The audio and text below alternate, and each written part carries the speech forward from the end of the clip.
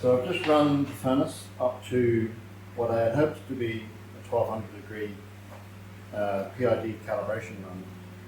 Unfortunately, the thermocouple chip only goes up to 1024 degrees, which is very annoying.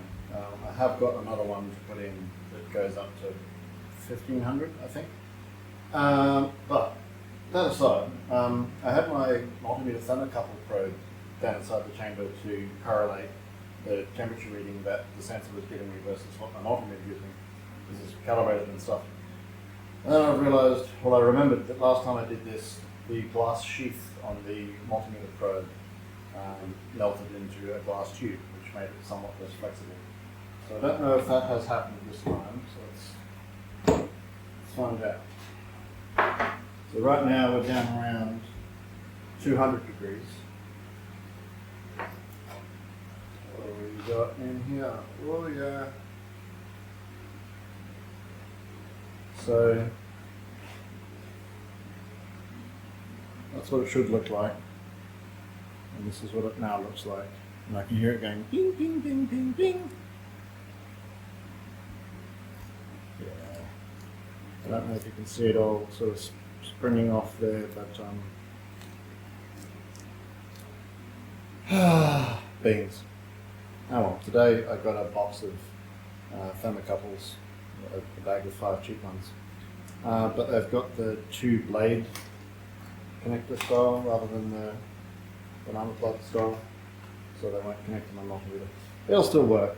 I'll just have to be careful not to let the leads touch anything metal.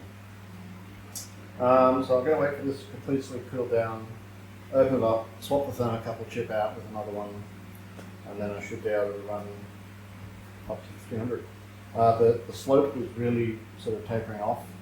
I'll edit in a picture of the graph here, but you can see the top of the graph is really starting to flatten before it flattens entirely because it hit the sensor limit. So I've got doubts as to whether or not this can actually hit those kinds of temperatures. I will pick you up and show you inside the furnace here.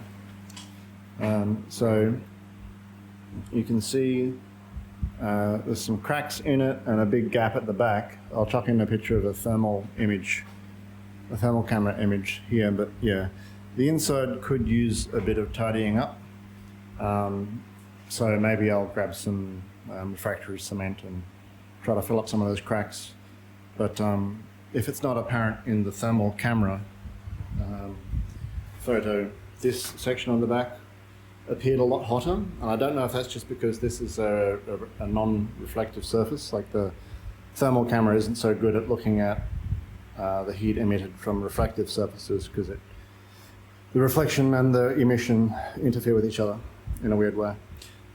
But yeah, so aside from the thermocouple conking out, whoops, clunk, I was a little bit worried that the LCD would die when it got too hot, or some of the other electronics would melt. Because I've got to open it all up anyway, I'll check to see if any of the insulation, if anything's melted inside.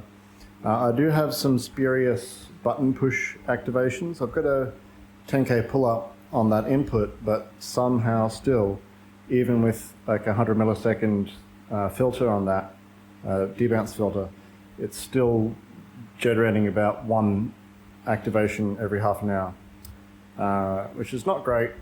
So I might put a cap on that input as well to try to smooth that out. All right, that's it for now. Bye-bye.